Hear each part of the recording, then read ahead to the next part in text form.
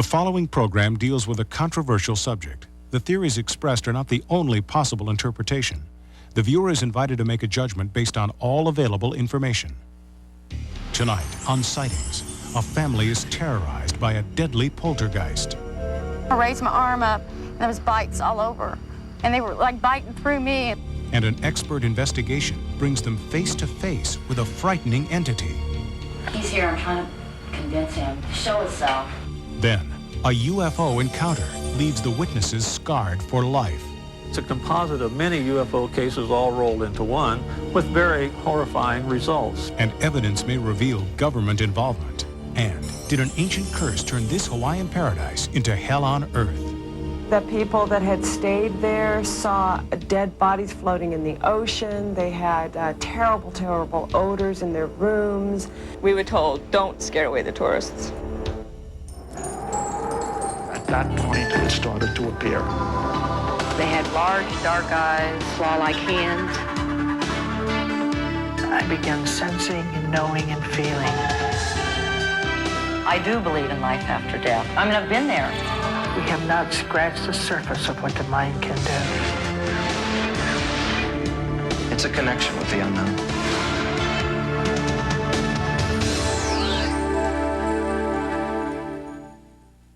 Welcome to Sightings. I'm Tim White. For one family in the Midwest, owning their own business was a dream come true. But now that business has become a constant source of terror.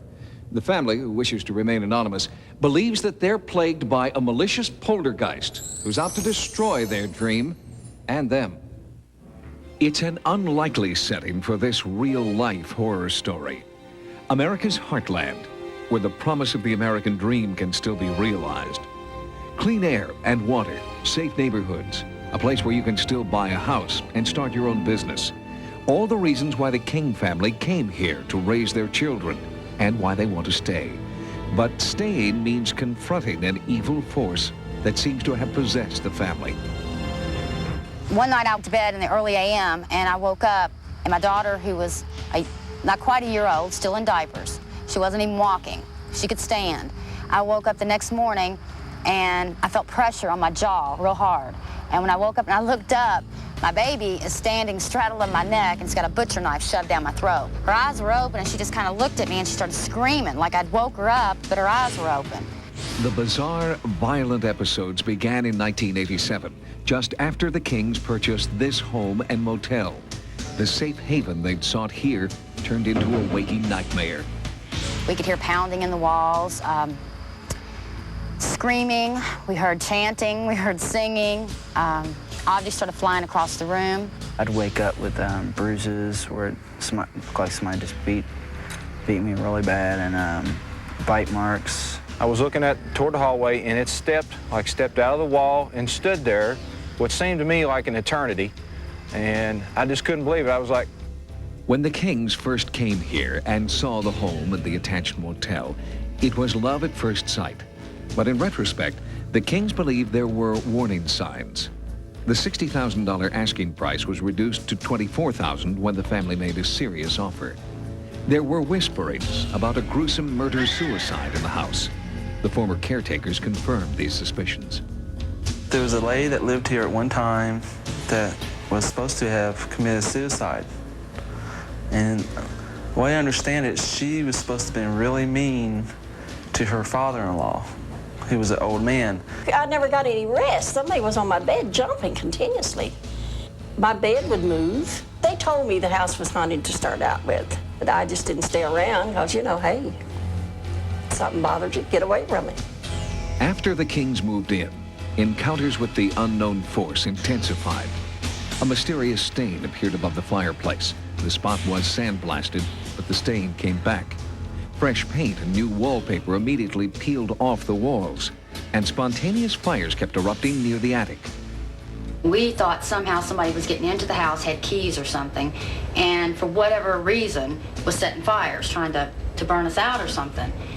And we set the children down and talked to them. We said, lock everything up. If you see any strange people or cars, come tell us.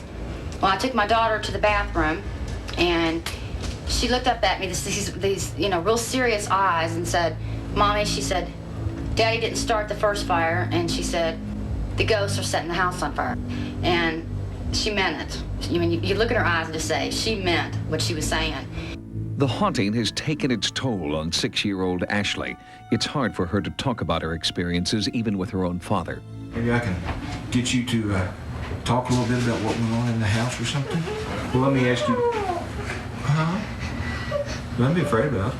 In desperation, the Kings consulted a parapsychologist specializing in poltergeists.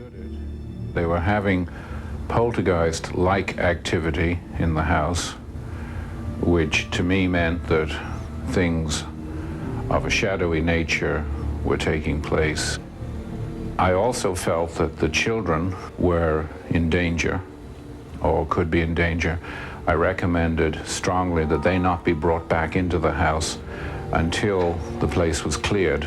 But with their life savings in the house, the Kings were trapped. After Dr. Moscow's visit, Doretta began to have terrifying visions of a grisly murder. Was she seeing the ghostly images of a deadly crime? First time that this happened, I had put my daughter, who at the time was like 1.5 years old, she was a baby. had her in the tub, and she was standing here, and I was sitting on the side of the tub, and I felt that jolt.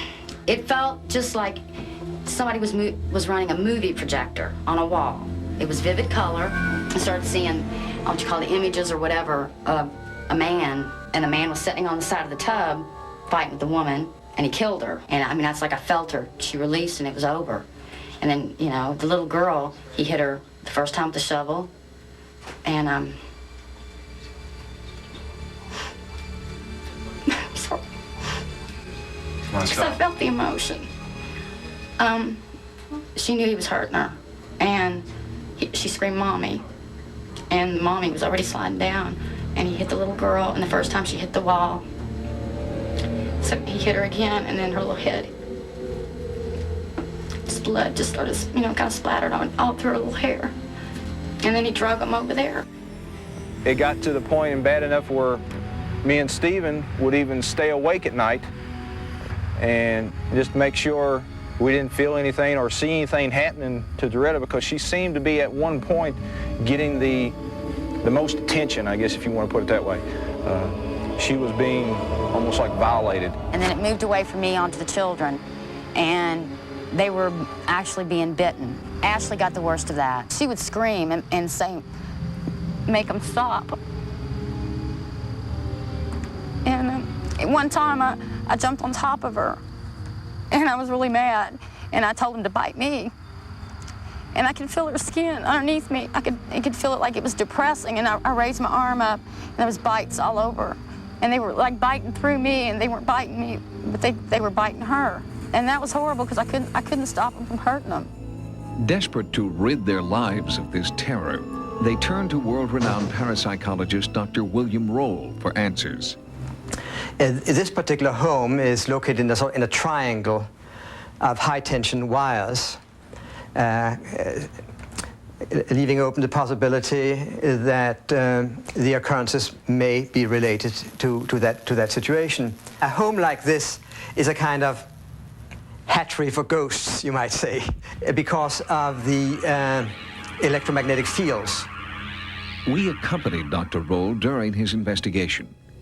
3 prominent psychics were brought in to try and identify the source of the disturbing poltergeist activity. I feel there was a murder here. Possible that there could be a body under this house, or bodies, too. I don't feel it's necessary to dig them up. I feel that these people can be released simply through understanding. The investigation proceeded. Finally, at 4:17 a.m., a breakthrough. The presence of an entity was strongly felt. Although our cameras couldn't pick up an image, Doretta felt she had made contact. He's here. I'm trying to convince him to show himself. Any idea where he might do that? He's standing right here. You gotta work with him. I mean, this is the first time he's ever even attempted to be nice. It's building. Right there. Where? Can you touch where it is? The wood. Even one of our skeptical crew members felt the presence. I feel it, and I see right there. Yes, right here. We're just giving we're negotiating here. My hair is standing on end. Come on, man. So strange. It's dissipated after all the activity of the evening. Okay. Calmed down. There it was. families who live in a home like this may experience, because of the place they're at in their lives, may experience events that have happened in the past in this house, in a house like this. There seems to be something that we call place memories. It's not only brains and minds that hold memories, but places also hold memories. We raised the children that monsters weren't real and there wasn't ghosts and boogeymen. And we raised them to be really secure in that. And when this happened, and when it all came about, suddenly our belief system and what we taught our children was turned upside down and shook. And they looked at us, and it was that look of, you know, we trusted you. Despite the work of the parapsychologists, the Kings were finally forced out by the entity. They wanted a safer home for their children, but finances have made it impossible for them to abandon the home they own. They've had to move back, and no one can predict what awaits them now. Coming up next, a UFO encounter leaves the witnesses scarred for life. It's a composite of many UFO cases all rolled into one with very horrifying results. In recent years, there's been a marked increase in the number of people who claim to have had contact with alien beings. Some of them tell disturbing stories of abuse and claim to have real physical scars from the close encounters they found terrifying. When it comes to UFO encounters, Hollywood has had a field day. The movies have portrayed aliens as comical spacemen or as benevolent creatures. But the movies we love to laugh at have nothing to do with reality. Reality is a woman named Vicki Landrum. I'd go to the grocery store and people would make fun of me. I'd try to go to church and the pastor asked me not to come. Vicki Landrum has struggled to convince the government and the public that contact with extraterrestrials has left her scarred and riddled with disease. Well, it's not just a light in the sky or somebody thinks they saw something. A real serious case, you know they've seen something. It changes people's lives. They're never the same afterwards if they've had a close encounter or if they've been injured. Houston, 1980. They were driving on a deserted road. Betty Cash, Vicki Landrum, and her 7-year-old grandson, Colby. They claim to have had a UFO encounter that left more than memories burned in the minds of these 3 victims. I kept screaming for Betty to get back in the car. So finally she come to get back in the car, and when she caught a hold of that handle, it burned her ring into her finger. That car was that hot. They all had stomach aches, they all had diarrhea, they all vomited, they were all burned, they all developed sores later. They all lost some hair. Mrs. Cash, most of her hair, Mrs. Landrum less, and the boy even less. But in each case, something happened that is typical of radiation exposure. My eyes were burned so till they swelled till I couldn't hardly see. I couldn't see how to read or watch TV or do nothing. And every time I'd get out in the sun, it'd be big blisters, and I had sores all over my arms. After this happened to me, well, I couldn't work. I didn't have no friends to talk to. So it just made me like a hermit. The Cash Landrum case, as I call it, to me is a very significant case because we have a situation where we had a very large flying machine that came over the road that actually left marks on the road, so you know where it was exactly. It left burns on the trees. It left burns on the people. It changed their physiology. It's a composite of many UFO cases all rolled into one with very horrifying results. While campaigning for the presidency in 1976, Jimmy Carter claimed he had seen a UFO. Carter vowed to make all government materials on UFO sightings available to the public. 20 years earlier, Andy Florio, a big band musician, had an encounter with a UFO in Arizona and experienced burns similar to Vicki Landrum's. Now, he wants the government to make good on Jimmy Carter's promise. Jimmy Carter made a commitment to the American people that he would release all UFO secrecy to the American people if he became president, which he did not do. As a citizen and so forth, and as a victim of a UFO, I'm madder than hell. That's all there is to it. My elbows burned me 37 years, man. It's going to burn me the rest of my life. I know it. It's burning me now. There are many secrets in this world kept by various governments and various peoples. In this particular case, if someone would just say what happened, whether it was extraterrestrial or it was a military experiment or whatever, we would all rest easier in knowing that it's something that's known.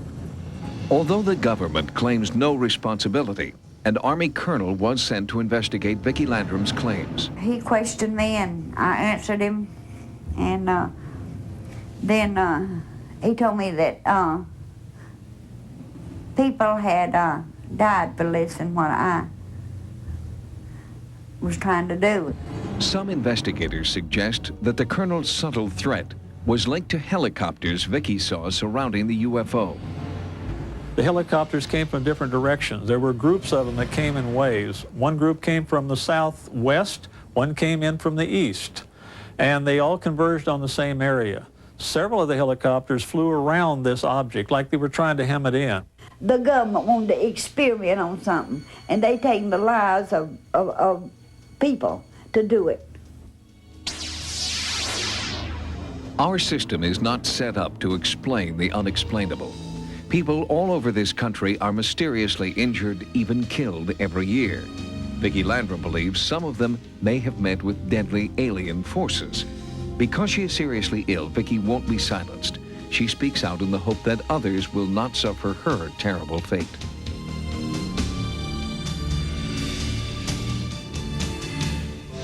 Coming up next, was this Hawaiian paradise cursed? We were told, don't scare away the tourists. Or was it just local superstition?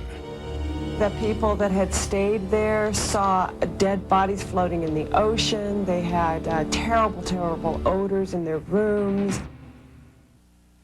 In virtually every culture, burial grounds are considered sacred. Some are said to carry a curse for those who dare violate them. Perhaps it was such a curse that struck the Seven Seas Hotel, a hotel built on sacred ground in Hawaii.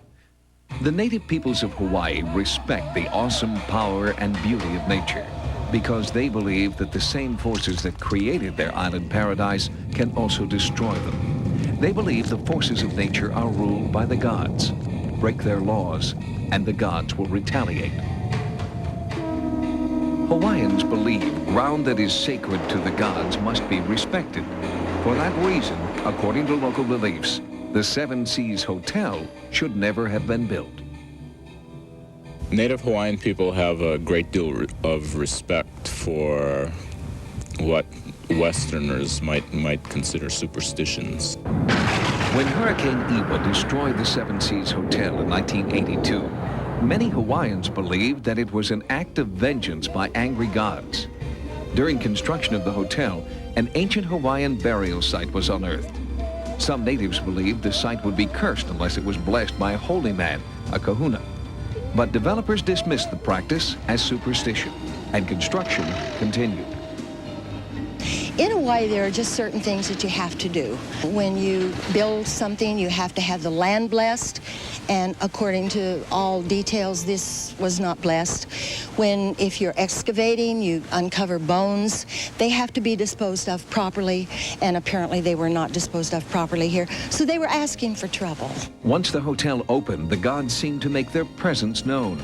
The people that had stayed there saw dead bodies floating in the ocean. They had terrible, terrible odors in their rooms. They had birds attack them in the dining room. A lot of the local people that had originally started to work there experienced many, many eerie things, and a lot of them quit working. Me, I worked one night. I was night shift, okay? Then I was cutting my vegetables. Then I don't know from where that thing came, rainbow color, spinning like that against the icebox. So I started confident. I took that knife and I started cutting the shadow. I said, don't you ever bother me because I don't bother you. Julie Coe was 14 when she and her mother moved into the hotel in 1977. They stayed for 6 months in room 13. My mom would work late at night, and so I'd be home by myself doing my homework and what all. And they'd just play games with me all night long. The only way I got rid of them, an old local woman told me, she said, they hate swearing. She said they absolutely hate swearing. And one night I had just had it. I couldn't sleep, I couldn't read. They were just making too much racket. They were making me very uncomfortable, and I got up on my bed and screamed every 4-letter word I could think of in every combination I could think of. And by gosh, if they didn't settle down and leave me alone for the night. You'd hear it like every other night, the knives hitting in the wall, toilets flushing, people walking on the carpet. After a while, you just get used to it. We were told, don't scare away the tourists. You know, if they hear spooky noises, don't tell spooky stories. You know, make an excuse for the toilets, anything. Seven Seas was a nice hotel. Not fabulous, but a nice view. So people came, but they didn't expect the spooks at night. The hotel was plagued by disturbing events. Then, finally, Hurricane Iwa roared in and destroyed the Seven Seas Hotel. Was it simply the force of nature at work? Or was it a deliberate retaliation by spiritual forces who were angered by the desecration of an ancient burial site? Locals believe Hurricane Iwa was the revenge of the gods. On the very same site where the Seven Seas Hotel was destroyed, a new condominium complex has been built. But before construction started this time, the land was blessed by a kahuna. Since the blessing, there have been no further incidents. Thanks for joining us. For Sightings, I'm Tim White. Good night. Tomorrow, after a full hour of cops, a flash flood traps a man underwater in his car. Be there as a team of rescuers risk their own lives to save him. Then, see incredible footage of a heroic fireman attempting to catch a baby girl as she falls from a 3rd-story balcony on an all-new Code 3 tomorrow. And Sunday, on Married with Children, Bud Bundy has not one woman, but 2. Could this be the end of civilization as we know it? Married with Children, Sunday after In Living Color and Rachel Gunn. Now, stay tuned for Hidden Video.